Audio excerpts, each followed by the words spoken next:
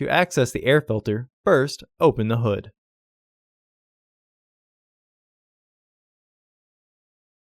The air filter is located here. Remove the screws using a T25 Torx driver.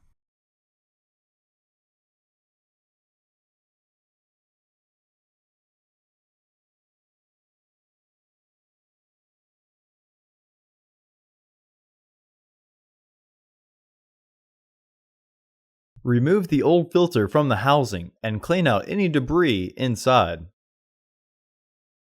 Insert your new filter into the housing.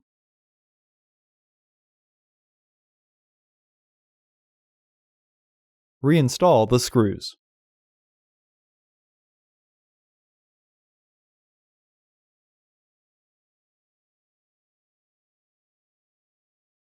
Close the hood. Order your parts today at filterheads.com. Also, please like our video and subscribe to our channel so you won't miss any new content.